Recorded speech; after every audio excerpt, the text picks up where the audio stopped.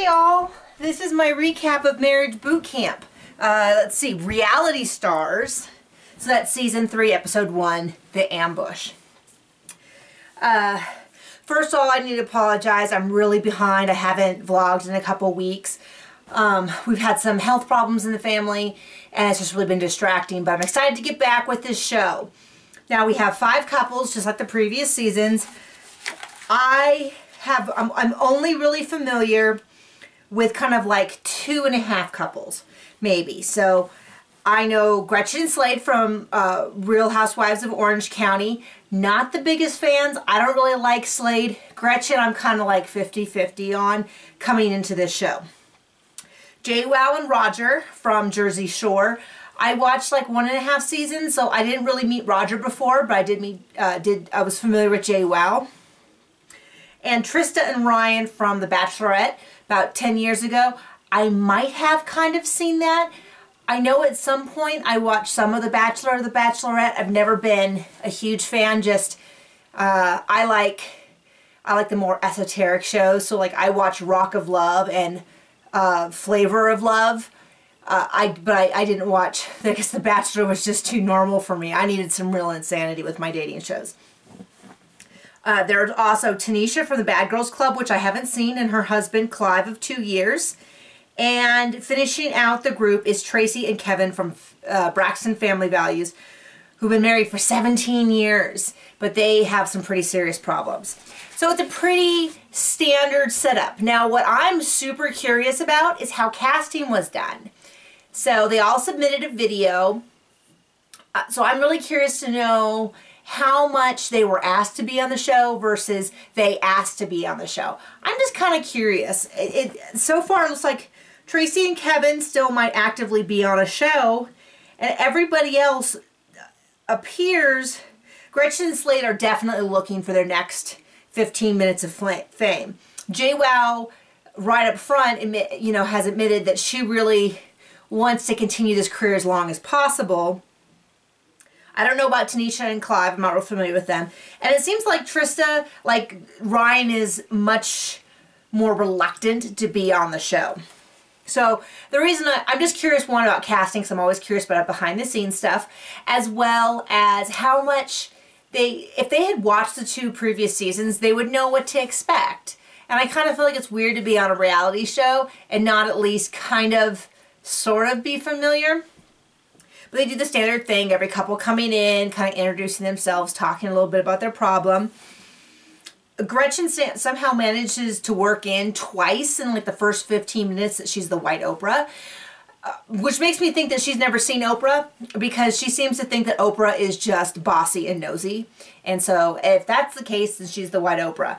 But it just seemed like a huge, I don't know, like someone should have told her that probably wasn't the best way to like meet people, was by being super nosy. They immediately, Gretchen and Slade, immediately set me on edge. I'm not a real fan of them. They seem to kind of, they're definitely playing the camera. They're trying to be in all the important conversations. They're trying to ask all these questions so that they'll have to use the footage. I don't like any of it. I'm not a fan of that. The counselors give their little speech. They have a dinner. Gretchen goes in and tells Clive and Tanisha not to fight. And I'm like, is she auditioning to be a counselor? Like, is that her angle? Like, she's trying maybe to get a job on Marriage Boot Camp, or maybe get her own, like, spin-off show where she fixes people. I don't know. I am not a fan, okay? Now we go to what happens every single season, which is, surprise, we're going to play your videos, which everyone's like, oh my gosh, I didn't know that. And I'm like, really? Like, I know that all of you people have agents. Like, Gretchen definitely has an agent. She's talked about it on Real Housewives of Orange County. So she had to have known. So I kind of feel like at some point they need to just drop the pretense of surprise and just be like, as you all know, bam, or find some new angle. Now, this is mixed with a press conference. Where they ask questions, pointed questions specifically about their marriage. Now, I have to say, I really like JWoww and Roger. I thought they were super funny. I'm a fan of humor. I'm a fan of people that can be, I think humor ends up being almost more honest Just because, I don't know, I like it. So when they were like really funny in their responses, like, yeah, I've been taking steroids for years, you should too. Or, you know, are you compensating for something? Yeah, I'm compensating for small boobs. You know, to me that's funny. So I was like, oh, I kind of like these people. Tanisha, of course, loses her mind when they ask her, which is not surprising because she comes from the Bad Girls Club, which I'm not real familiar with, but my impression is they kind of encourage that behavior in a roundabout way. What was weird for me is at the end they were like, by the way, these aren't real reporters, they're actors. And everyone was so shocked. And I was like, wait, they didn't know that? Like, they didn't, like, it didn't occur to them that this was specifically staged to teach them a lesson, and every question was specifically about their marriage and about things that they brought up in their videos. Like, you didn't realize that? So that was kind of one thing. The other thing was, why does it matter if they're actors or reporters? Either way, they asked these questions and they had to answer on film. It's kind of like if people asked me pointed questions, whether the producers gave them the list or whether they were real reporters, kind of doesn't make that much of a difference. So I was kind of like, one, surprised that they didn't realize that this was set up by Marriage Boot Camp specifically, and two, why they were like, oh my gosh, I'm so embarrassed, I thought it was real. Well, they still asked you these questions that still got recorded, so I don't give the deal is.